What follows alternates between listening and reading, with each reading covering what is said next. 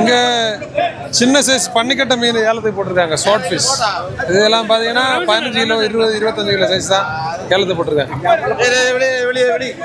அண்ணே இது மயில் மீன் 3000 ரூபாய்க்கு தரீங்களா? 3000 3100 100 500 900 5000. இன்னைக்கு பொருளை பார்த்தீங்கன்னா அதிக அளவில் பன்னிக்கட்டை தான் கொண்டு வந்திருக்காங்க. ஷார்ட் ஃபிஷ் அது சின்ன சைஸு, இது கொஞ்சம் அதை விட பெரிய சைஸு. போகலாம்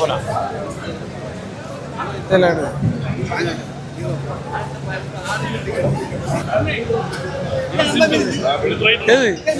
எது அந்த மீனா? இங்க பாத்தீங்கன்னா மயில் மீன் ஏலத்தை போட்டிருக்காங்க. எவ்வளவு பீஸ் கிடக்குன்னு பாத்துக்கு.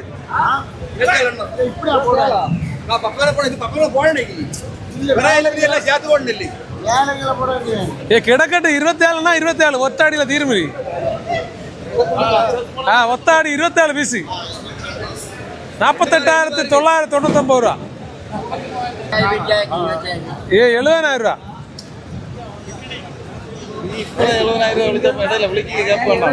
70,000 ரூபா கூட்டி வேலுங்க அண்ணே.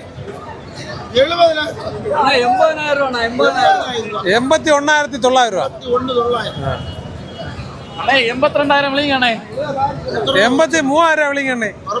பொறப்பு கடைசியில விலையை பார்த்து நம்ம முடிவு பண்ணலாம். 25% குறைங்க அண்ணே.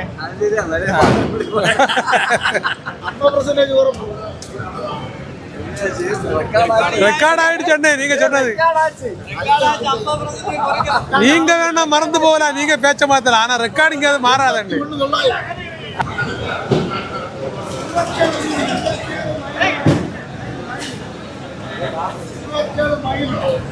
அண்ணே இந்த மீன் நீங்க நீங்க தூண்டில பிடிச்சிங்களா இல்ல வலையில பிடிச்சிங்களா? வலையில பிடிச்சோம்.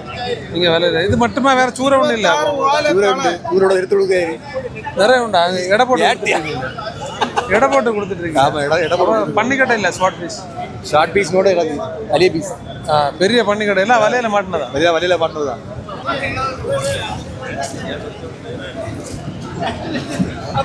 இங்க பாத்தீங்கன்னா எல்லாம் முள்ளங்கட்டை ஏலத்தை போட்டிருக்காங்க.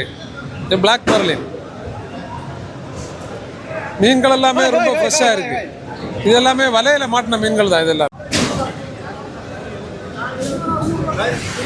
97,000 ரூபா.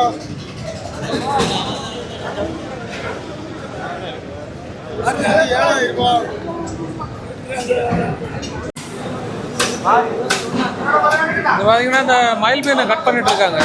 கட் பண்ணி தான் பாக்ஸில் ஐஸ் போட்டு இந்த பீஸை கேரளாவுக்கு அனுப்புவோம். மயில் மீன் அதுக்காக தான் அவங்க இப்போ கட் பண்ணிட்டு இருக்காங்க.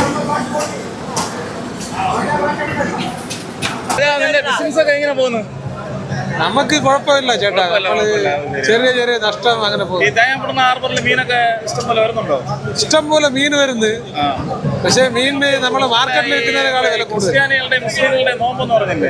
അതുകൊണ്ട് ഈ മീൻ കച്ചവടത്തിൽ എന്തെങ്കിലും ബാധിപ്പുണ്ടോ?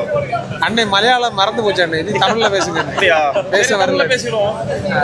இந்த நோம்பு டைம்ல வந்து உங்களுக்கு மீன் எடுக்கிறதுல ஏதாவது ஷார்ட் ஏதாவது ஆகுதா? அண்ணே நோன்பு டைம்ல மீன் எடுக்கிற பிரச்சனை இல்லை. மார்க்கெட்ல 200 ரூபா வித்தா சொன்னா நீங்க 2 பேரும் 210 ரூபா கேக்குறீங்க. நான் எடுக்கும் போது 215 ரூபா. அப்ப என்ன பண்றது?